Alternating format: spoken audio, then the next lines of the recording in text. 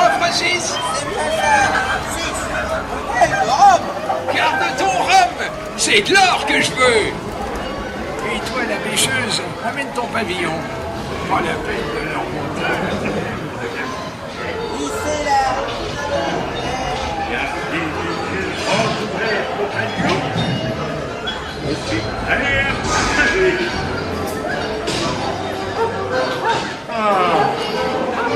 Mon âme défaille. Je suis mort de fatigue.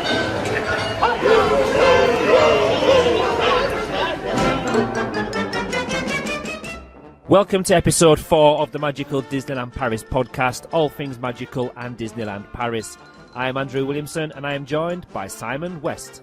Hello again. Each Magical Disneyland Paris podcast will have a different focus, be it an attraction, restaurant or special element of the Disneyland Paris world. This episode will focus on Pirates of the Caribbean, past, present and future. We also hand over to you, the listener, and look at your views and opinions. Well, here we are again, Simon. Yeah, it's good to be back, and we've got another big attraction this time, Pirates of the Caribbean. That's a fan favourite. It's a legendary attraction, isn't it? It certainly is. Just getting straight into it, it's one of the last, well, it is the last attraction that Walt Disney himself had any say on. That just shows you how big of an attraction it actually is for Disney. Well, the Californian one, we should say. Oh, yeah, the California, not the Parisian one. Not the Paris one, but yeah, the whole format and the idea, which is copied through all the Disney parks. Obviously with some slight alteration due to the location and obviously technology moving on. But yeah, the basis of the Disneyland Paris Pirates of the Caribbean holds a lot of its ideas from the one that Walt Disney had a go at as well. Yeah, definitely, and we'll go on to discuss the different features that Paris has unique. Yes, indeed. There's quite a few. There's also some contentious issues regarding what is unique with the Paris version, and we'll get onto those as we move through the podcast. So, like I said, the Disneyland California version was the last attraction Walt Disney actually participated on designing, and it actually was 3 months after his death that it actually opened. So he was so close to seeing it come through fruition. Linking back to what we mentioned about Phantom Manor in our last episode. I mentioned that I would like to have had the chance to have walk around Phantom Manor, but the original idea for Pirates of the Caribbean was that it was going to be like a walk-through attraction, like a wax museum type attraction. It's difficult to imagine Pirates of the Caribbean without the boat ride, isn't it? It is. So obviously you think of pirates, sea, boat. Water, boat. Yeah. So yep. I don't know how. Well, I'm glad they did go with the boat idea, but I wonder what was stopping them from using just the walkthrough. I think, as we said in the last podcast, it stops the pace and the storytelling. It makes it a lot more difficult. But actually, Paris, Disneyland, the park at least, has some very good walkthroughs in it. It does. So I don't feel too hard done by. I believe, from my research and from watching loads of videos on YouTube, the idea for like a boat ride through the attraction rather than a walkthrough was because of the success of It's a Small World. So a few years before Pirates of the Caribbean in Disneyland, California actually opened, It's a Small World was there, and they decided to use the same concept because it was so popular with the visitors of the parks at the time. And funnily enough, it's still very popular today. It definitely 40 years on. Definitely is. Obviously, before doing the research, before I became such a big Disneyland Paris fan, I was always amazed at how short the queue time was for this attraction. But it's not until you look into the details of how many boats they have, how many people that can get through the ride in so many minutes. It's like it is still a popular ride, and if it wasn't because of the technology they've used and the planning they've put into it, then it probably still would have had a really, really long queue time. Mind you, it has a whopping great queuing system, doesn't it? It does, and it probably has a short queue because it just takes so long to walk through it. I mean, it's a glorious queuing system, don't get me wrong, but wow, it's huge. They're prepared for some long queues there. But I've never had to... you can contact us if I'm wrong on this, but I've never seen myself queuing in the long queue area for more than 5 minutes. I know it does get to about, and I think we've got some information later on from DLRP Roundup, and he's got the weight stats. Got some fantastic stats coming later on from him. But then we'll discuss that later on. So yeah, Pirates of the Caribbean kind of tells you what it is in the title, doesn't it? The attraction is about the pirates on the Caribbean Sea. It's hard as well, especially for the newer guests to the parks, because obviously there's a very successful franchise related to to the attraction, and I'm sure most guests will know that the attraction came first, and that the films and the franchise was based on the attraction. But I'm sure the younger guests probably just think of Pirates of the Caribbean, the films, before they even think of the attraction. So it's quite good that they've built up such a big franchise from an original attraction. Yeah, mind you, the certainly the sort of second and third films, and the fourth as well, there's 4 now, I always forget that, they don't necessarily stick too much to the story that we have in Paris, so it's nice that there's a definite distinction between the two. Obviously, as they go on through franchises, they do kind of... They'll take the original story and the basis of it, and they'll open it up and blow it apart so much that really, if you were looking at it again, it probably doesn't link very much at all to any of the attractions, apart from some of the main parts and the original first film. But it's a really good film, actually, and we'll probably get to discuss that later on. This is going to turn into a film review as well. Yeah, we'll put it in the title. So yeah, it opened on the opening day of the park on the 12th of April 1992. Duration is it's a healthy 10-minute long attraction duration, which is good because it does move.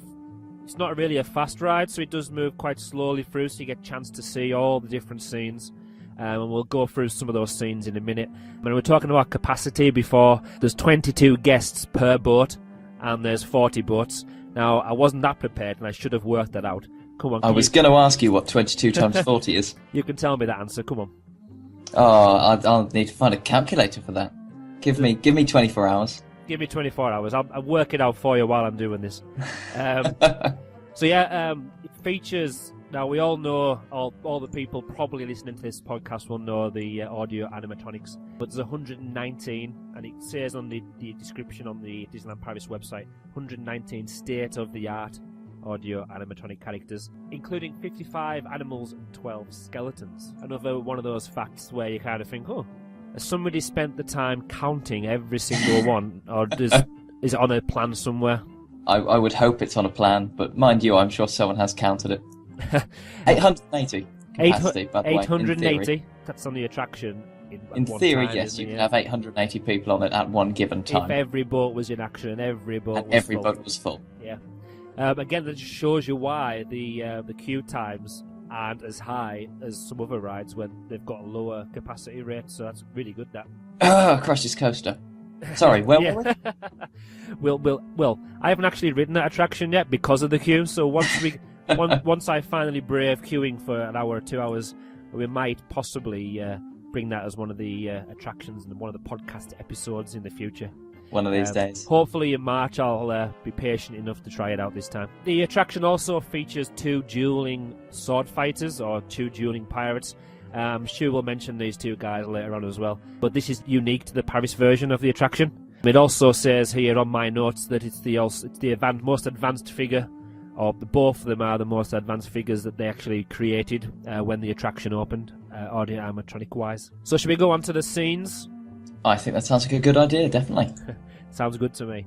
There's about 5, what we call the main scenes.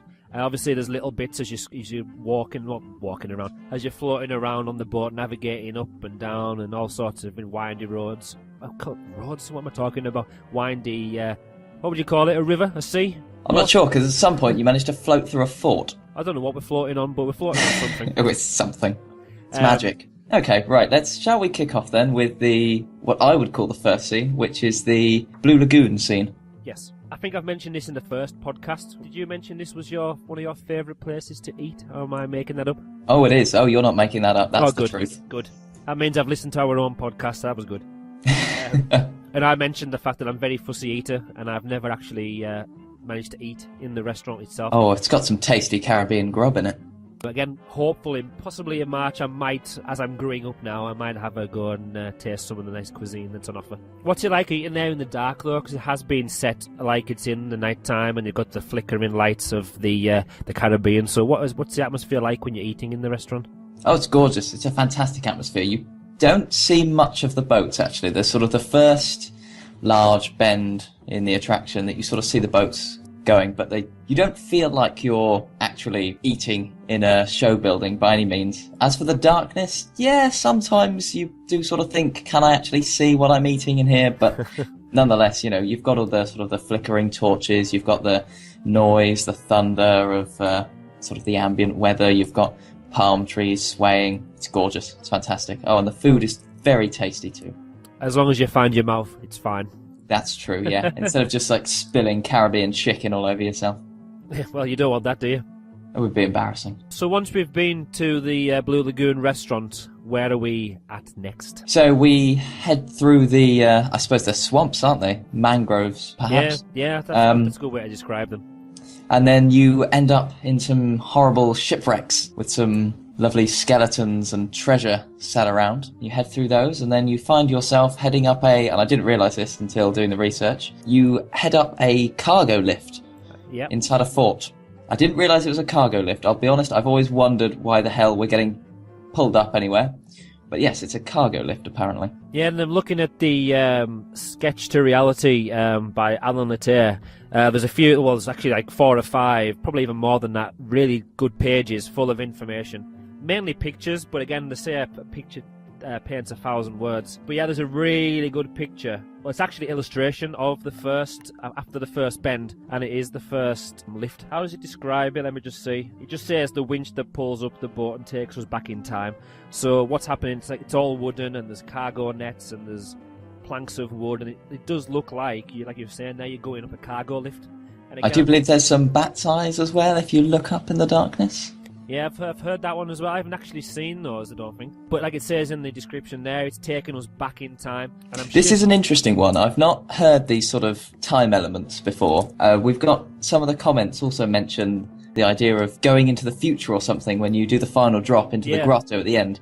Interesting. I've not ever thought of that myself when I've been on the ride. See, going back to Phantom Manor our last episode, the idea that they've put in so much thought into the storyline, that even general riders, even myself, because even though it's a really good attraction and it's probably one of my favourites, and I think I've said in the past it probably is my favourite, and I keep changing my mind all the time, I still haven't rode the attraction so many times that I could tell you every single thing, basically describe the story word for word. But like I said, I love the fact that there's always different elements to it. So we've got this idea of going into the past, time traveling, and then coming back and going into the future later on. It just sets your mind alight, doesn't it, with all the ideas that they can come up with. Oh, it certainly does. It's great also that everyone can interpret the story in their own way. Yeah, same as Phantom Manor, same as a lot of other attractions in the Disney World. What's next then? Once we've went through up the cargo lift, where do we end up? So we end up inside the fort that's clearly being besieged by pirates. There's fire, there's sails, there's wind howling around. And I believe what happens next is there's a crack in the side of the fort, and there's water gushing through it, and you head straight down there. Yeah, straight into the crack that's appeared. Yes, into the midst of I believe a galleon attacking the fort. It's a 12-gun galleon, wow. I believe, if my facts are correct. Sounds good to me. So no wonder there's a big hole if there's a 12-gun galleon on the boat. That's packing some firepower. Again, you've got so many different effects going on here. It's amazing that you don't, for 1 minute, believe that you are, think you are in a really big show building. I'd actually like to. I was thinking about this when I was doing the research. I'd love to know how big the show building actually is, because I'm sure it's colossal. But when you're in there, it feels a lot bigger than it is. So there must be an awful lot of false perspective. Oh, well, again, false perspective, mean, being used. Cafe Fantasia on Twitter sent us a really long email.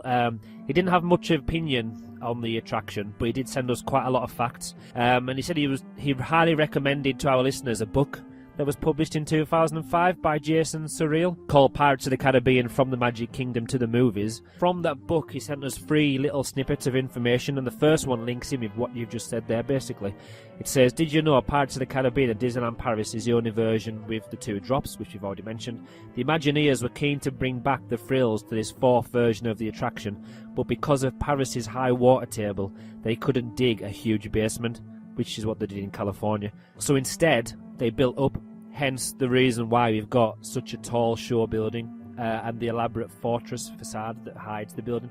So again, we've got every attraction in the different Disneyland parks has a different kind of show building, and the reason we've got a really big castle, basically because they had to hide this massive show building because they couldn't dig down, they had to keep it all above ground. That's very interesting. I hadn't heard that one before. What I'd heard was that they wanted to put the drops in different places in the Parisian version to help tell the story better, because obviously in Paris it was a opening day attraction, so they could sort of build the park, so to speak, around the attraction. Whereas I think in Florida and California, it came later, and they had, I think this was probably to do with California, they already had the Disneyland Railway in the way.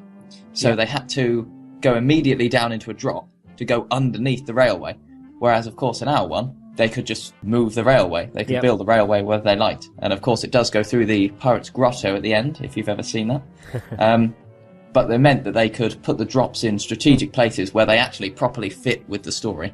Yeah, and I feel, again, if you listen to what people are saying on forums and through feedback, and a lot of them are fans of Walt Disney World in America, they are saying that obviously the Disneyland Paris version makes a lot more sense because the lifts are in the correct place, if so to speak, like you were just mentioning there. So I feel it's probably, it says here that they wanted to accommodate the lifts in the places they wanted. They didn't just want to be forced to put them in a certain place like you've just mentioned.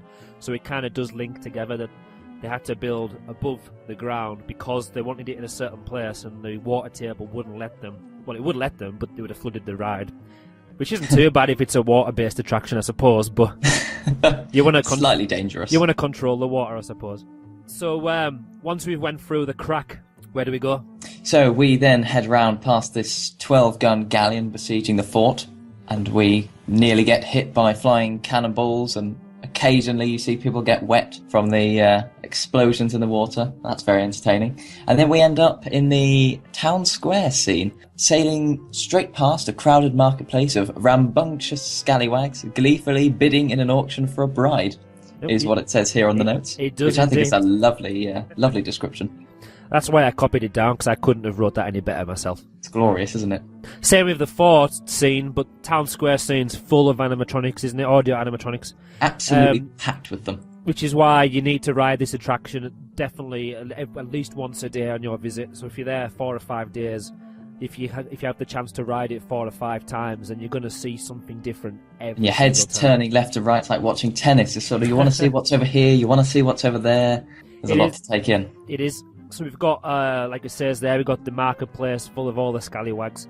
So we've got the auction of the bride as well. The soundtrack, we must include that in this scene, I think. We've got so many things going on. We've got the soundtracks for the auction. We've got soundtracks for other animatronics going off. We've got the music in the background. There's still gunfire we can hear from the scene behind us. There's so much happening. There is. Actually, let's take a moment, I suppose, to think about the musical score that we have for Pirates of the Caribbean. Any Disney attraction isn't right without some fantastic bit of music, and it's a real classic. Yo-ho, A Pirate's Life for Me. It is. I remember, how old was I now? I think I was probably 5 or 6, so talking a long time ago now. I had this Disney music sing-along video, and there were certain songs from different from films. But there was the one for Pirates of the Caribbean, Yo-Ho, Yo-Ho, stood out for me all the time. Now, I didn't go to Disneyland Paris, as you know, until about 2003, 2004. But this video had a version of the song from the California attraction. So they were singing the song. There was different pirates. There was live-action pirates. There was also scenes from the attraction at California. And that's always sticks in my head for some reason. And I remember there was also on that video, there is a video where it's Walt Disney and he's explaining the attraction. He's got a video walkthrough and he's got all the animatronics and all the people creating them, all the Imagineers working on it.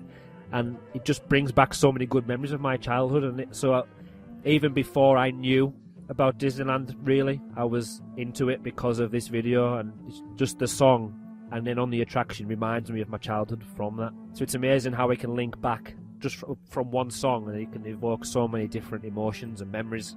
And I'm sure with everybody else who's been on the attraction, either in America or in Paris or in Tokyo as well, they must have different feelings from hearing that music as well. I should think so. Does anyone actually know the words to most of the song? Because I get yo-ho, yo-ho, A Pirate's Life for Me, but the rest of it I'm clueless about. We pillage, we something, we plunder, and something drink up.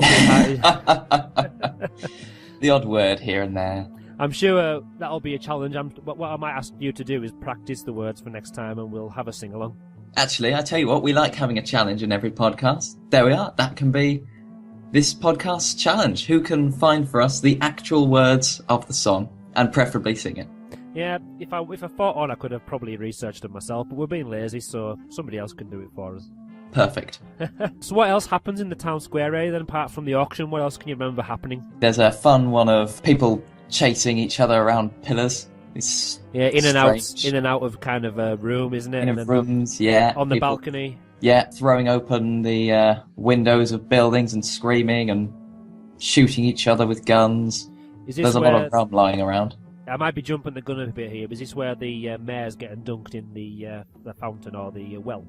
Oh, I'd forgotten about that one. Yeah, that's a good one. And the good thing again, if there's a bit of a pile up in the boats, and you are in that scene again, it's not just your eyes that need to pinpoint different scenes or different things that happen. It's also your ears, because if you direct your hearing, if you can, it's magic how your brain works. But if you can direct it at the well when the mayor's being dunked, it's so good how you can hear the effect of the water of him getting dunked and then coming back out. And I would love to speak to the person whose job it was, because I'm sure one person had the job for the sound, just to say, well, how did you come up with all these different sounds and what system's actually in place, playing all the different tracks?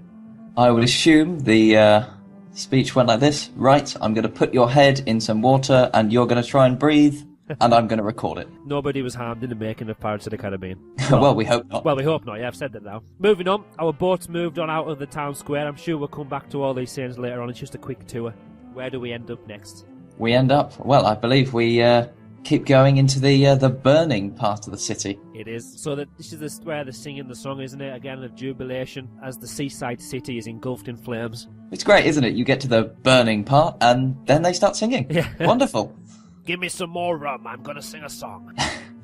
Fun fact for while we're at this part, it said that when they were originally getting around to properly testing the ride, they put everything in place.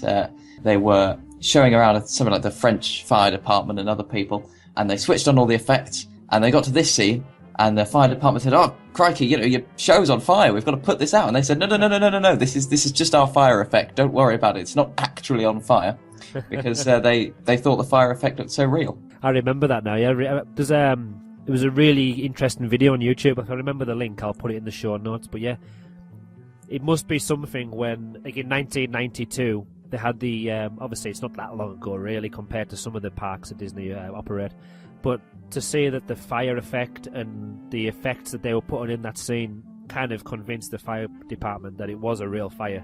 Now, first of all, it makes me feel that Disneyland done a really good job, but secondly, it kind of doesn't hold me in much hope for the fire department in France, to be honest. They're just cracking out the hose and firing it at everything. At least you're going to put some fires out if you do that. So yeah, it's the arsenal of the town apparently has been blown up as well. So what happens then is it sends the guests once this has been blown up. We've missed the sword fighting men, but we'll come back to those later on, the dueling pirates. We will. The arsenal of the town is blown up and it sends the guests into Davy Jones's locker. Now, again, when I've been on the ride many times, actually attraction I should say, when I've been in the attraction many times. Get it right. Oh, I will. One of these days. I've never actually realised that A, it's an arsenal, or had the thought that you are being killed and sent to Davy Jones's locker. So even then, even though I was reading it, going to being sent to Davy Jones's locker, again, I've never put together, even just then reading it then, I thought, oh, I've been killed here, and I'm going underneath the sea. You know what? It makes sense now that I think of it. It does not. Now I've just said those words. It does make sense. And again, I've never thought of it. I've always just sort of thought, oh, the place is burning down, and we're leaving it and going into some cave somewhere, because that makes perfect sense as well. But it does. It's not quite as dramatic, actually, is it? As a large explosion and going to the pirate afterlife. And again, it links in with the franchise, the films, because obviously Davy Jones is part of it. And on the story, the myth and legend of Davy Jones, that is where the dead pirates end up, kind of, basically, isn't it? It's like the underlife for pirates underneath the sea. So it does make perfect sense. Why didn't we think of that before? Yeah. It's fun. Are we going to have this every time we look at an attraction? We're suddenly going to find new interpretations. Yeah, if nobody else is enjoying these podcasts, at least next time we go on these attractions, we're going to have learned so much that we'll love it next time, even more than we do already. This is great. There'll be people sitting next to us, probably won't speak a word of English, but they'll be listening to us, and we'll be going, well, wait a minute, we're in Davy Jones's locker, we've just been killed. Narrating the whole thing. They'll Oh, I just love narrate that. it. I'm sure Jeff from DLP Town Square, who's apparently very good at French, I'm sure if he takes some of these, he probably knows most of this information already, but he could narrate it in French for people as well. So Oh, that's good. if we ever meet up, I can do the English version and he can do the French version. Team effort. So we're in Davy Jones's locker. What is happening now? Well, so we're in these lovely caves, just like we've got in the Adventure Isle. And we're heading around, and there's a lot of skeletons, and there's the buried treasure, there's Dead Man's Cove and Hurricane Lagoon. A haunted realm recalls the struggles which pirates endured from the open seas. Poetic. Is what the notes say here, and that sounds quite fancy. It does. Right, there's an Imagineer in From Sketch to Reality who talks about the treasure scene in the Pirates of the Caribbean. He says it contains 30,000 little things. It says because all of the treasure, even though it probably will have some kind of scaffolding to hold it up, apparently it's got 30,000 individual pieces of treasure just in that one scene alone. Oh, that's dedication. I would love to be the person whose job it was to go out and find gold doubloons. Oh, there's one over here. Oh, I found another one. It would be easier to find a chest full. I wasn't meaning going and going to all the different marketplaces and just picking up tiny little coins every now and then. I should think they probably made them, to be honest. Well, but yeah, because I like the thought that maybe they were just scrabbling around the Caribbean trying to find genuine artifacts for this. I would expect nothing else from the Imagineers than to be authentic. It needs to be authentic. If it isn't, then frankly we've been We're being shortchanged. duped, aren't we? This is crazy. We definitely are. So we'll head back to the grotto at the end of the ride. Davy Jones's locker, the skeletons, the treasure, and then finally you end up coming back into the station and there's a talking skull. Of all the things you'll find in the attraction, it's a talking skull. I know. I believe mostly it's just telling you not to stand up and try and escape the ride too early, but nonetheless, it's a nice touch. And so it's creeped me out because they've actually done quite a good job of getting the jaw to move in time with the speaking, which is slightly creepy. Again, Cafe Fantasia, on one of his, the 3 facts that he sent us, we've already mentioned the first 2. The last bit says, and did you know the message or moral of Pirates of the Caribbean at Disneyland Paris is crime doesn't pay? So this is the treasure room scene at the end. And the skeleton we're just talking about when he's sitting atop of the golden coins and the jewels. Tony Baxter said, what good is all the treasure if you're so frivolous and careless you can't spend it if you're dead? I had no idea of that either. Oh, wow, a moral to an attraction. I love it. What a great idea. It's basically saying, after all of this effort, I've ended up dead and I can't spend it anywhere. Yeah, look at that. You've gone out, you've pillaged a city, got all the gold, but you're dead, yeah. Wow. So every That's deep. criminal should be forced to ride the Disneyland Paris Pirates of the Caribbean because they will learn that crime does not pay. Crime doesn't pay. If this podcast can have a subtitle, it's going to have like a little, especially for criminals, Oh, that's a good selling point. just so we can reach out and improve the lives of the innocent people because they won't be robbed anymore. This is community service, this is. We are helping society. I always feel like we get more out of our podcasts when we talk about what real listeners are talking about, other than how we're babbling on about our opinions. Because I know, like with Phantom Manor as well, and with Space Mountain, we miss out so many different elements, because this is not just a be-all and end-all of the attraction, it's just our interpretation and what we can remember at the time. So what I would like to do now, because a lot of the stuff we want to discuss on today's show comes under what the listeners have been sending in to us, so I'm gonna rush right through the rest of our script, if that's the word. Script, yeah. Definitely a script. And we're going to go straight into the opinions now. Twitter had lots of different discussions going on. I can't read them all out, so I'm going to pick out one for you. This one's from Cafe Fantasia. We've already mentioned him about 10 or 12 times. Now, this one's actually quite negative. He did go on in our private discussion, talk about all the good things that he loved about the attraction. We've mentioned quite a lot of those already. He goes on to say the last time that he rode the attraction Pirates of the Caribbean, he was so distracted by a lady in front of him taking flash photos with her iPhone that he didn't actually enjoy the ride. Now, this isn't a bad point for the ride itself. This is more about the guests who are coming in. Obviously, and again, I can't really fault the lady for doing this. She wants to take pictures because she wants to remember the ride, and because it's so amazing, the different scenery and stuff like that. But it's one of those, that's quite a selfish act, really, because especially in an attraction where it's a dark attraction, you don't want the flash bouncing off all the different scenes, lighting up the scenery, because you'll see bits that are supposed to be hidden. So I can kind of sympathise with Cafe Fantasia there. I think saying, look, that ride, that if she's taking pictures in every single scene, then that is really ruining his attraction journey, isn't it? Oh, I sympathise with Cafe Fantasia completely. It really annoys me when people do that. Or say I was sat in the West End Theatre watching, I think it was The Lion King, and someone in front of me was sat there, and throughout the whole thing they were holding up their phone, recording the damn thing. No. Oh, that annoyed me. I would have got my phone out, I'd put the torch on, and I would have held it above their head. Maybe shine it into their camera every now and then, just to spoil their video. Oh, that's a clever idea. I should have thought of that. Or just chuck sweets at the back of the head. But we don't advocate violence. No, unless they're taking flash photography in one of our favourite rides, in which case, just go for it. Yeah. But remember, crime doesn't pay. Crime doesn't pay, not at all, as a skeleton will tell you at the end. Mm-hmm. Even though it doesn't use those words, that's the message he's trying to give out. So that was it for Twitter, really. There's still loads of discussion, and if you want to talk to us on Twitter, you know where we are. It's at MagicalDLP. You want to go straight on to the emails now? We are indeed. And on the script, there's a usual section that says the future, and then says Simon West focus in highlighted words, so that I understand that I should probably prepare to say something there. The only thing that's really been rumoured to be happening with the attraction is that we'd get an introduction of characters from the Pirates of the Caribbean films. So Jack Sparrow, Orlando Bloom's character, I can't remember his name. I feel really bad about that now. Barbossa? Is Barbossa one of them? He's one of them, yeah. Yeah, he's there. I haven't watched the films in a while, I'll be honest. I prefer the ride. Anyway, all the other attractions across the world, they all have these film characters in. They've all been updated with them. So you head round the attraction and you'll see Jack Sparrow besieging a fort. You'll see Jack Sparrow being one of the sword fighters.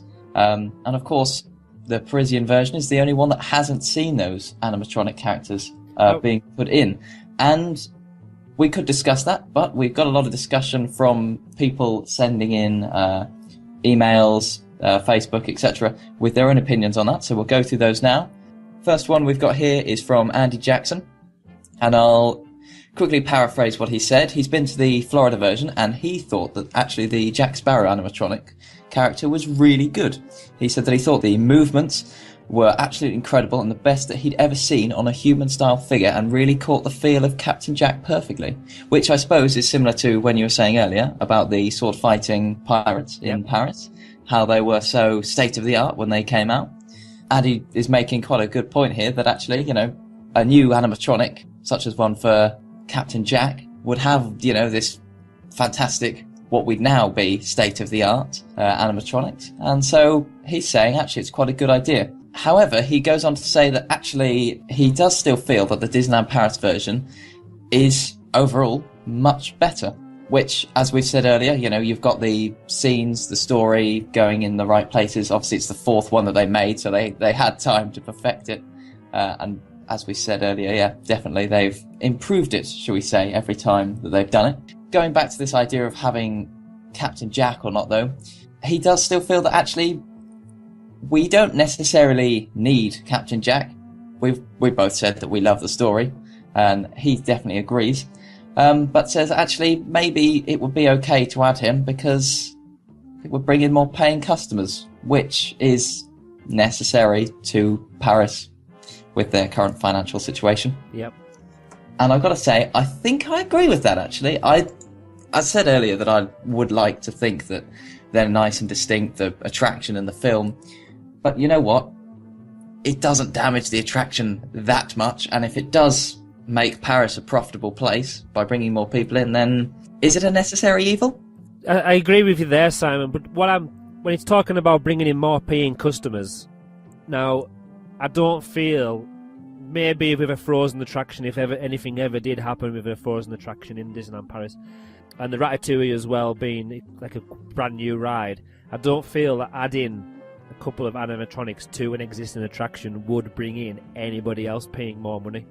Now, if the attractions, now I don't want them to do this, but obviously a long time ago, well before Disneyland Paris, I know they used to have the different grade of attractions in there. They had A, B, C, D, E ticket attractions, and they used to pay so much for certain books.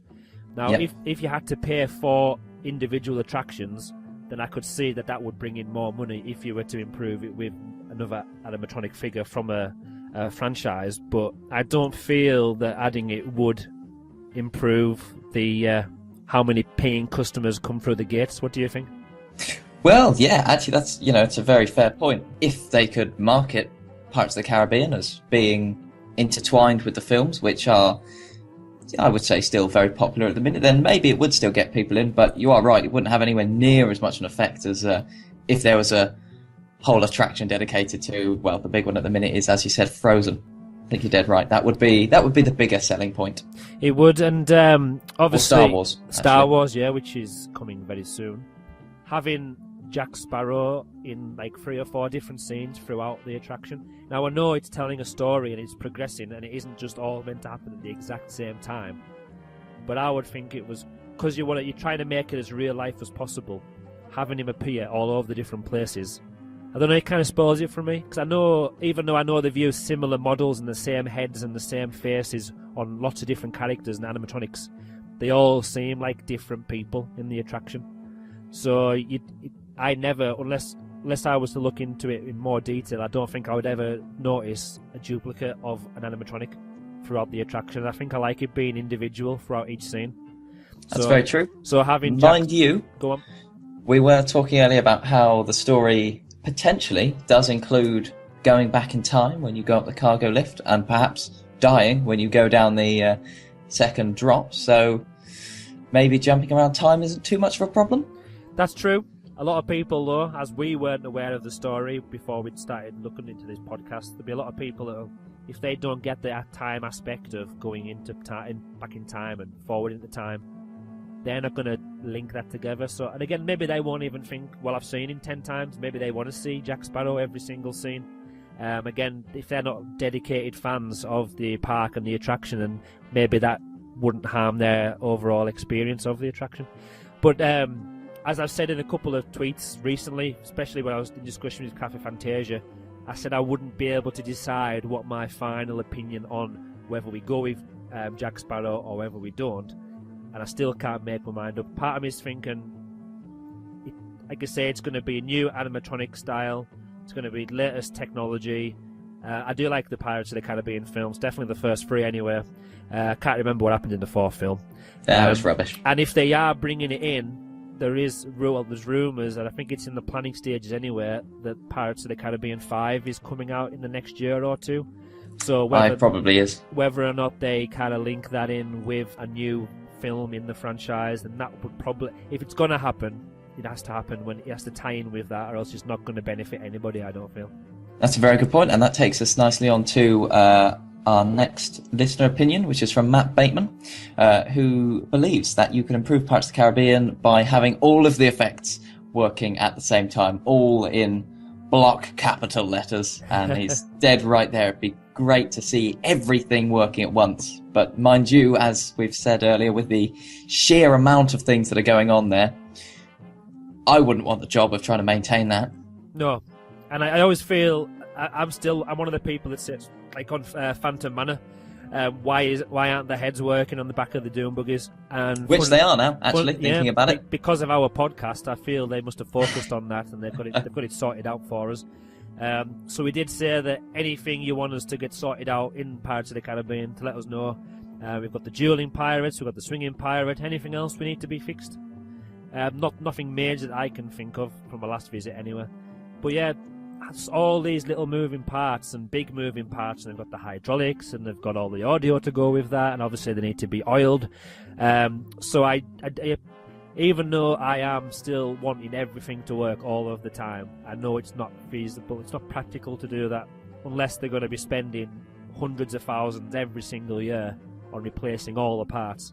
Which realistically Disneyland Paris doesn't quite have. They definitely can't. So for it to be worth, obviously it's still not good for paying guests when they go in there and maybe, even if it's the first time on the attraction, and they see like a sheet over one of the animatronics. It just doesn't look good.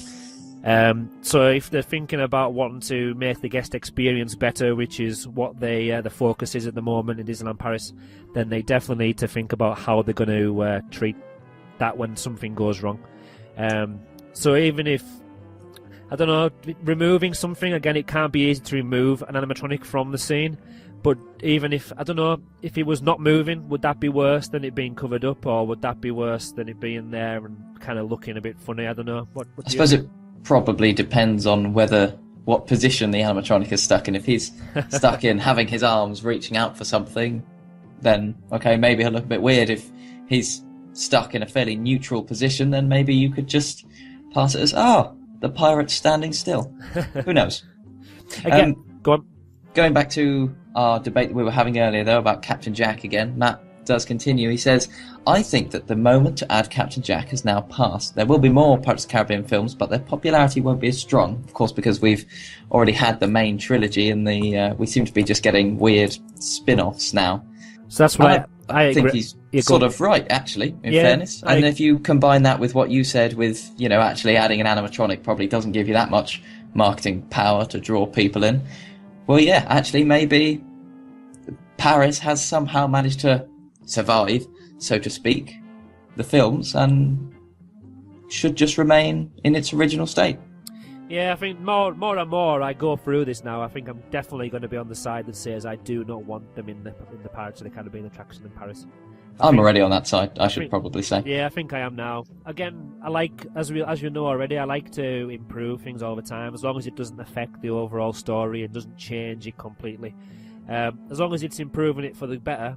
And again, if they could prove to me that adding Captain Jack Sparrow would improve it for the better, then maybe my mind could be changed. But just thinking about listening to people's opinions, like Matt and like what was his name? Sorry about this, Andy. I should know that name actually. One of the best names I've heard all year. If like they've both said, he liked it Andy liked it in Florida, but then the DLP version is a lot better overall in a lot of people's opinions. So do they need to include that? Moving on to another email from DLP Roundup or DLRP Roundup. He sent us, well, we discussed essays recently on Twitter. He sent us a really long essay email. This is fascinating, actually. It's really good. Now, DLRP Roundup, if you don't know, is the fan community's statistician, and Graham does a brilliant job of it. He does. So I'm not missing anything out. I'm going to read it word for word, and I'm not going to paraphrase like you do. I think you should. Because it's so interesting that it needs to be said. So it goes on, there's 3 main sections. The first one is, when should I avoid Pirates of the Caribbean? It says, avoid the first thing in the morning, especially near the end of extra magic hours. People like pirates as a headline attraction. However, first thing in the morning, it's usually poorly staffed or just starting up. Due to this, queues balloon for the first hour or two to some of the highest of the day. Late afternoon and late night can also be pretty large waits. Afternoon is unavoidable at its peak time for the parks. Late at night is compounded by most of Fantasyland closing. It pushes people further out to the rides such as Pirates and spikes the waits. So obviously Pirates of the Caribbean is located right at the back of the park. So what he's saying there is that as people are moving through the park and when Fantasyland is closing, people are kind of pushed out to rides on the edge such as Pirates of the Caribbean. So when's the ideal time to ride the attraction? It says the best time to ride Pirates is between 9:30 in the morning and 12 noon for the lowest wait times.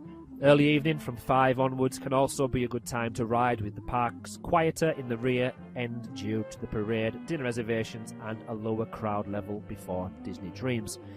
So again, he's used his stats that he collects from Disneyland Paris, and he's got such a great website, as Simon just mentioned, statistician. He's got all the wait times live every day. It works on a mobile as well, and I couldn't test it out as well as I wanted to last time because my signal wasn't very good, but I've now changed mobile phone provider. I might as well advertise, I'm with free, and they are providing me with free calls, texts and data in France. So in my really? Yeah, all all as part of the package. So I'm going to, hopefully, if I get a good enough signal, I'm going to try it out. I'll be using DLRP Roundup's wait times for all of the visit while I'm there. So looking at the stats for Pirates of the Caribbean, it says Pirates has a large capacity when running at full, which we discussed before, allowing Disneyland Paris to keep the wait times for the ride short. Its yearly average wait time is just 13 minutes.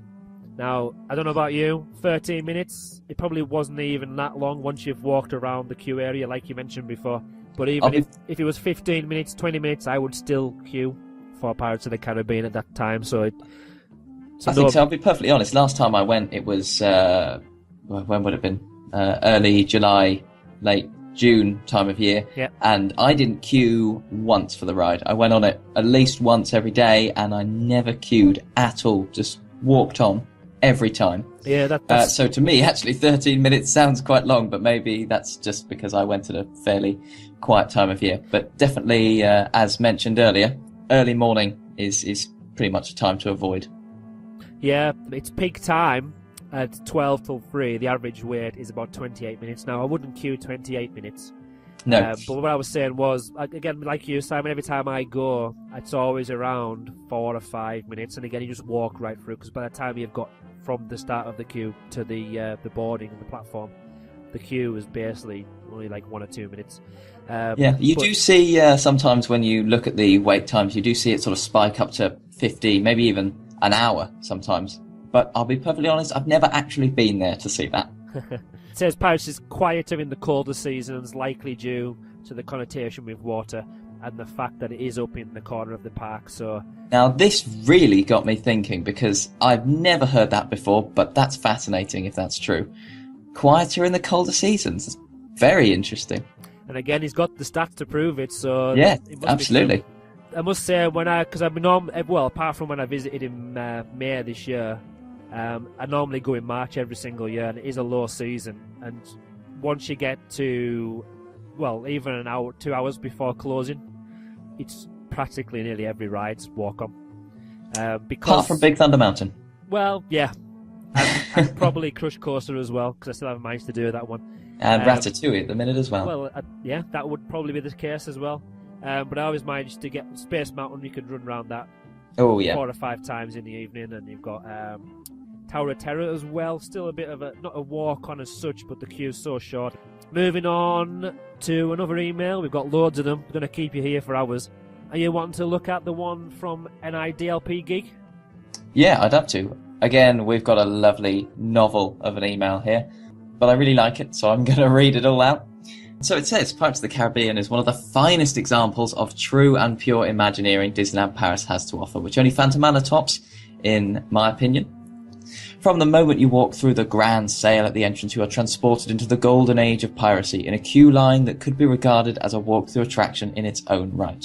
Moving onwards and to the actual boat ride, I'm sure that there isn't much that hasn't already been mentioned on the show. It's a literal treasure chest of theming, music, great animatronics and general atmosphere to take you into the heart of the Caribbean in the midst of an attack on Port Royal. I especially love the finale in the caves that is a look into the future of the pirates' inevitable fate. Keep an eye out too for the Disneyland Railway if you're lucky enough to see it roll by. He knew it was the future.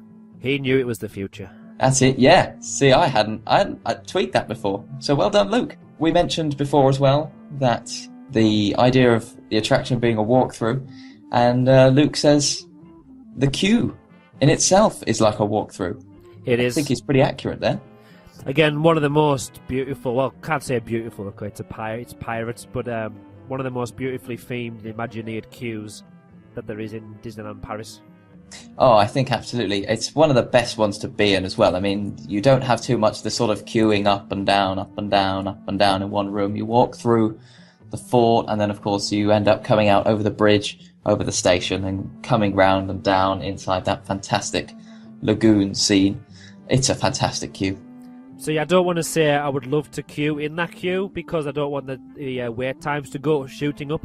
But if I was in the queue system for Pirates of the Caribbean and it was a longer queue than normal, then again it's kind of doing me a favour as long as it's only a one-off, because you'd get to then see and like the music that's there, like the really dimly lit corridors and Just all again, there's not lots and lots and lots of stuff, but it's just everything added together just makes the queue such a magical place to be.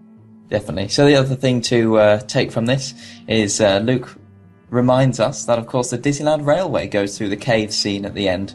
And I've never been on the ride and seen it go past, but definitely when you're on the Disneyland Railway, you get a fantastic look over the boat's going round and all inside the cave scene. And so we'll continue on with Luke's essay. Looking towards the future of this gem of an attraction, my hopes and thoughts are very similar to that of its haunted cousin. It must be preserved. As much as I'm a fan of the Pirates of the Caribbean movies, Jack Sparrow has no place in the attraction in my opinion, and I feel the two should be seen as entirely different entities. Additionally, I feel the 3D productions, such as the ones in Ratatouille, are not up to scratch to replace physical props. This being so means that any effect getting axed in favour of the new technology would only leave me disappointed and greatly devalue the entire attraction. I would like to see, from future refurbishments or upgrades to Pirates of the Caribbean, is a rebirth of some of the older effects. It's come to my attention recently that the attraction's final drop was once populated with all manner of effects such as light, smoke and even heat. This is something I would love to see return. Not only does it sound like a fantastically immersive segment of the attraction's finale, it's also something that would be new to most fans as the effect didn't make it past the resort's early years. I didn't know that. That's new to me. The idea of having all the heat and everything, it sounds fantastic. I think that would really, really add something to that final drop. I mean, maybe, that's the thing. We said we didn't get the notion of dying in that drop, so actually maybe you need sort of a few more immersive elements to coax people's brains to think in a certain way that, maybe I've just blown up. That is true. He also mentions he doesn't want to see 3D projections such as the ones in Ratatouille in the ride. Now, I don't know if he means like 3D mapping or actual 3D where you have to wear 3D glasses. If it's the 3D... I don't think... Well, certainly I don't particularly know of any real projection mapping that goes on in Ratatouille, but mind you, I've not been on it and I've been avoiding finding out too much about it. So I would assume what he's talking about here is 3D projections, as in you put glasses on, you see things in 3D. Yeah, that's what I feel. Because, obviously, I totally agree with him there. But then on the other side, if we're talking about video mapping, which you've mentioned probably 3 or 4 times now over the last few podcasts. I love projection mapping. And again, we should sponsor a 3D projection mapping company because I think we should. We're good at it. Or they should sponsor us to say their name. Because if there's any companies out there that want to sponsor us for 3D projection mapping, then give us a call. Or Walt Disney Imagineering, for that matter. Actually, would be a good one. That would be good. But I feel, obviously, to add more depth to the scenes. Obviously, there's depth to all the scenes anyway because of the great scenery, the buildings that are up there. But if there's any way of adding even more depth, I feel that's where I would be happy if they add more technology. Yeah, I think, things like, you've got the Burning City scene, that I'm sure could be enhanced by some bits of fire being added on by projection. It's a dark ride. Projections work in the dark. I can't imagine why it wouldn't work. If it's projection mapped, then obviously it doesn't matter where you're looking because it's going to be projected onto a hard surface. So you don't. Yeah, it's not like they've just put up some random massive 2D screen and are projecting an image onto it. Projection mapping can really fit with the environment. It can just add that extra little pièce de résistance, as I'm sure the French would say. So like in Disney Dreams, when we've got the Hunchback. When he's swinging off the towers, I love that. Even though I'm not really a big fan of that film, I really love that part of Disney Dreams where he's swinging around, singing his song on the Disneyland Paris Castle. Yeah, mind you, now that you mention it, actually, I wouldn't want to see a projected pirate. No. I'd much rather have the animatronics. However, saying that though, you reminded me of Disney Dreams. One of my favourite scenes in that is the Hakuna Matata scene, where they have, it looks like the whole castle has turned into a waterfall. I love that effect. That's my favourite part of the whole show, and I'd love to see something like that being used in Pirates of the Caribbean. They've got lots of waterfalls everywhere. Maybe you could enhance that with projection mapping. So I think that's where we come in. I definitely agree no characters should be projection mapped onto anything at all. Even the faces like we've got with the Grim Ghosts. in Phantom Manor. That's kind of very similar, isn't it? Where you got the kind of the face is on the actual bust, but then the movement's projected onto projected, yeah. So I would never want to see that, because it kind of does take away the legendary part of the attraction Pirates of the Caribbean. But just like you were saying before about having, when it's a fire, having bits of flames kind of like could jump, like moving down the building, or like bits of the building falling off, but projection map, that would add a really good effect, and it would enhance the story, and it wouldn't take anything away from the story, in my opinion. Definitely. Big Thunder Mountain had a refurbishment in, I think it was Florida, fairly recently. It was probably within the last couple of years. And in the third chain lift scene in that, where you've got, I think in ours it's an earthquake, but in theirs it was TNT blowing up. You saw sparks flying across all the walls of the cave as all the TNT was going off. And it looks pretty spectacular, and I'm sure you could add in it's just tiny little things like that, but it would just add that extra bit of Disney magic, I think. So yeah, again, we've mentioned this loads of times. Imagineers, give us a call as well. We've got some ideas for you on that one. So that was it from the emails. Scooting down the page, we've got some more Facebook mentions. Michael Lambert from the Disney Village group, which has just started. It's a closed group on Facebook, but if anyone's friends with us on Facebook, I'm sure we'll accept you into the group. So it's Michael Lambert from the Disney Village group. He says, in my opinion, Pirates of the Caribbean at Disneyland Paris is the best one out of all of the parks. Hooray! I can't quite put my finger on what makes it so much better, but it just is. Like all of the pirate rides, though, I love queuing up for it. Again, you wouldn't say that for many of the attractions in the world. And I don't think you'd say that for really any park that isn't a Disney park, quite frankly. That is true. The queue line just reminds me of walking through the set from the Goonies. Ooh. And I hope also that listening to this, he might be able to put his finger on what makes it so much better. Because we discussed that a little bit earlier. Yeah. And I think, actually, in terms of the way that they've told the story, I think I've worked out what it is. I think it's that. So it's the way they tell the story that makes it better for you? For me, yeah. Might not be for anyone else. It's all interpretation. So again, it makes it... The reason it's best for me is because it's the only one I've been on. But anyway. Missy Ravenswood commented on our actual Magical DLP Facebook page, which needs a few more likes. So if you're on Facebook and you don't like us yet, click that big thumbs up. She said, my second favourite ride after Phantom Manor. So, much like NIDLP Geek. It is, and I would hope, to be honest, it was her second favourite ride, because her name is Missy. Missy Ravenswood, yes. So if she doesn't that's a very good point. If Phantom Manor wasn't her favourite ride, then she needs to change her name. Anyway, she said, what I would like to see is an improvement in the audio animatronics.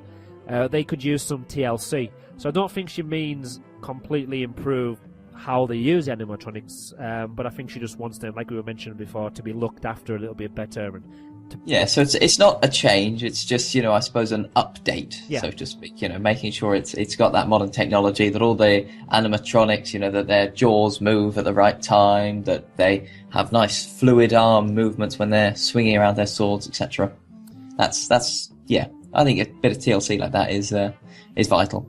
So like we say, we only see what is kind of on stage in the attraction, so if they change how the animatronic works or what they use in the animatronic, I don't think we can argue with that. I know some fans or some hardcore fans will be, I don't want to change any of it at all, but I want it to work. And I think you can't really win that argument. You if you want it to work completely, you need to move with the times. Obviously, the old audio animatronics, the technology will be getting old now and it will need replacing.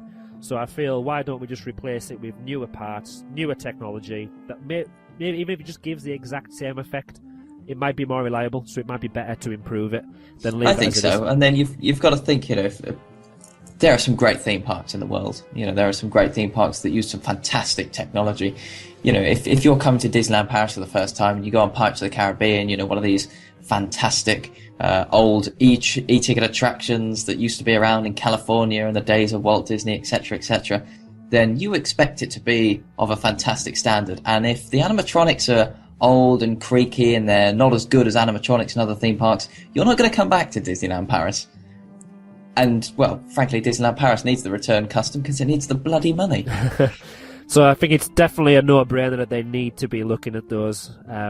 Definitely, and I think actually that is what we haven't mentioned so far, is that is what Disneyland Paris has said that they want to be doing, particularly in the Disneyland Park, up to this 25th anniversary that we have in 2017. So, I mean, we're assuming that we're going to see Space Mountain, maybe Nautilus, having some TLC happening to them, maybe Phantom Manor in 2017, maybe Pirates of the Caribbean will be one as well. Yeah, and again, it's what we need, and it's what's needed in the parks. The only downside to all of this is that regular guests, and I put the air quotation marks in there, regular guests want to see something new. So if you're looking and you're not a fan of Disneyland Paris, but you know it's there, or if you've been before once or twice, you're kind of looking out and thinking, well, what are they doing to make me go back? And I don't feel that unless and there's not many major plans to bring in any major new attractions at the moment that we know of. Which is a shame. And if they're doing a lot of this stuff that the fans know about, and they're giving TLC and they're replacing lots of parts, and the rides are being closed for refurbishments, but if people can't see anything on the actual face of it, and there's nothing you can put in the brochure or the website, then again, it's not. It might, if people are visiting, it'll bring people back, but I don't think it'll attract any newer guests. No, I don't think so. I mean, personally, I think the biggest problem that Paris has with trying to get people to come back is things like, I wouldn't expect an attraction to change too much. And I mean, if you do an attraction right, you don't need to change it for a long time. What Paris lacks, and I don't mean to digress here away from Pirates of the Caribbean, but what Paris is lacking at the minute is some shows. Loads of, other theme parks in Europe have big, fancy shows, and they change often. Yeah. Europe supposedly invented the theatre with the ancient Greeks, and yet in Disneyland Paris, at the minute, we have effectively no live shows. The Chaparral Theatre is getting a refurbishment, but nothing's going on there. Nothing's happened at Videopolis for years. The Fantasyland stage, nothing's happening at. I think if you want to make people want to come back to the theme park, you need to have some live shows that are going to be changing over time. That is true, and a bit of a spoiler, that would link very well in our next episode, but listen out for what that is. Haha. The last thing Missy at Ravenswood says is, yes, wait a minute, no. What I definitely don't want to see is the addition of Captain Jack Sparrow. So I think from the voting of just our emails and ourselves, I think it's definitely a no to Captain Jack Sparrow from our end anyway. Yeah, it's not unanimous, mind you, but it's fairly conclusive that I think most of our listeners definitely don't want it, and you and I don't really want it. No. She says, yes, I love Johnny Depp, yes, I love the movies, but they should keep the ride as it was originally designed. Looking forward to the podcast. I really enjoyed listening to the last one. Yes. Happy with that. We're getting close to the end. Before we go to the iTunes reviews, is there anything else we've missed? Anything else we need to mention? Well, I keep a little scrap of paper with me that I jot down any notes on anything else that needs to be mentioned, and I've not got anything else. How organised are you? I'm supposed to be the main host, I think, and I haven't got any bits of paper. I better go back to the drawing board and do better for next time, I think. Because it's the start of the Christmas holidays today as we're recording it, and obviously as being a school teacher, my brain has went from being in 100% gear mode to about 10%, so I'm just about coasting along, and I won't be engaging the gears until we start back in January, so apologies if we've made any big errors. Oh, actually, that does remind me. Big errors. I think I know what you're going to say. Go on. I need to make an apology to all the listeners from the last podcast. I said that Phantom Manor used the Omnimover ride system and that the Omnimover ride system had been discontinued. I have now been corrected on two fronts, and that was from Cafe Fantasia and also from our earlier listener, Andy Jackson, who reminded me that actually it's not been discontinued because the Little Mermaid attraction at California and Florida, which I think the last one of those was built in 2012 or so, does indeed use the Omnimover ride system. So there we are. I was very wrong. That's fine, and as long as we are open to suggestions and constructive criticism, we're happy to tell you when we are wrong.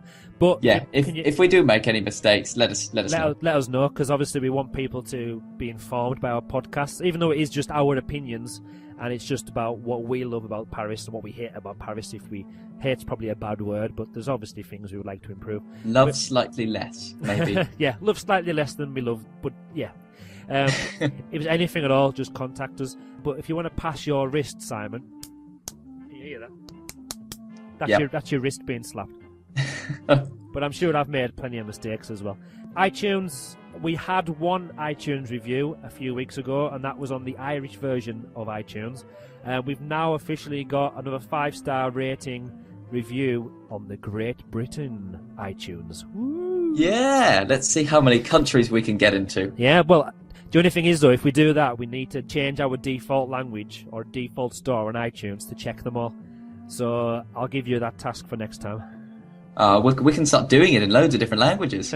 We'll just shove it into Google Translate, what we say, and then we'll repeat it in like Czech and Scandinavian, and then we can do one in Arabic or something. No, this would be great. Actually, on that, in a different language note, I get an email sent every week from my hosting company who host the podcast and host the website and stuff like that. And on their report, there's a German podcast website. The address has kind of escaped my mind at the moment, but we're getting about 500 hits. I'm not sure if it was the week or the month, but we've been getting 500 to 600 hits from a German podcast website. Really? Yeah, so we are travelling the world, Simon. Wow, that's exciting. Right, 5-star review from Peve. You've mentioned him before, and I think it's the same person. If it is, give us a tweet to let us know we're correct. It's so nice to have another Disneyland Paris podcast. In my opinion, there are simply not enough of them in the world. More than that, it's great to have another Disneyland Paris podcast with such great content and hosts who clearly love the place. I'm really enjoying the format of this podcast too. It brightens up my commute. Give it a listen. Aww. Yes. I do check, and this probably is quite sad of me, but I do check the iTunes store at least once a day. And you're not supposed to admit this, Andrew. I know, but I don't know how many people are listening. It's getting more and more every time we put a podcast on there, but I'm happy to share this. And I do get a little tear in my eye every day when there is no reviews. But then Pevy, a couple of days ago, posted this wonderful review, and I should have seen the smile on my face. Brilliant. It made my week. I'm happy that people are listening and enjoying it, because I'm enjoying making them. That's the thing. As long as we enjoy it and people are enjoying listening, we're on to a winner. So all it leaves us to do now, actually, is wrap it all up. Yeah, after digressing quite a lot from Pirates of the Caribbean near the end. we were doing so well near the start. We spent a long time discussing the scenes, but nonetheless, at least we were on topic. At least we were on topic. Again, if you've got anything you would like to mention from what we've discussed in today's episode, whether we've got it correct, whether we've got it wrong, whether your opinion's changed after listening to our podcast, then get in touch. You can email us, podcast@magicaldlp.co.uk. We're on Twitter, we're on Facebook. You can also visit our website, magicaldlp.co.uk. Now, in the next few days, possibly a week, we'll be uploading to our website the Pirates of the Caribbean quiz, where we will be testing your knowledge of the attraction from what we've been discussing on today's podcast, really. Sometimes it's hard to find 10 questions. So in the Phantom Manor quiz, there was a couple of questions which were pictures. One of them was a picture that says, which is the ride vehicle for Phantom Manor? And if you did listen to the podcast, even if you didn't listen to the podcast, you should have been able to get that question correct, because it was either the Omnimover or a boat from Pirates of the Caribbean. But yeah, I was scraping the barrel there. So hopefully we'll have some proper questions this time. Moving on, the next focus of our Magical DLP podcast is going to be slightly different. We're going to move away from park attractions and we're going to focus our attention to Disney Village. Like we said at the start, in our first ever podcast episode, we don't just want to ramble on, even though we probably do that most episodes. We don't want to ramble on about lots of different things or bring you the news, because there's other people out there that do a better job than us at that. So what we're doing is we're focusing on different aspects of the parks. So we're going to be looking now outside of the parks, Disney Village. We'll be discussing the food there, the restaurants, the bars, what entertainment there is, if we have any at the moment. We'll also be discussing what else is on offer in Disney Village throughout the year. So if you've got any opinions on Disney Village, where's your favourite place to eat, where's your favourite place to shop, to drink, to be entertained, email us at podcast@magicaldlp.co.uk. You can also message us on Twitter, MagicalDLP, Facebook, our website, like I mentioned before. We're also on Stitcher and iTunes. So if you want to leave us a review, give us a 5-star review. We can't promise anything as nice as badges, like dedicated to DLP, but we'll just give you our nice, kind words. Anything you want to add before we close today's episode, Simon? No, I don't think so. I think we've covered everything nicely there. I'm looking forward to getting going on Disney Village, because obviously we've only done attractions so far. Disney Village is a sometimes controversial topic with the fan community, so it'll be fantastic to hear all your opinions. It doesn't matter how long they are, how short they are. If you like split your emails up into different sections, either the shops, the foods, the bars, the attractions, because there are a couple of what we would call attractions in Disney Village. So if you split it up, I suppose there's a show or two. Yeah. If you split it up into different sections, we'll put it in. And we'll probably split our podcast up a little bit differently next week. I'm not going to do one at Christmas, are you? Probably in the new year we'll bring a new podcast out. It's 2015. Yeah. So thank you for joining us for episode 4 of the Magical Disneyland Paris podcast. Until next time, au revoir. Au revoir.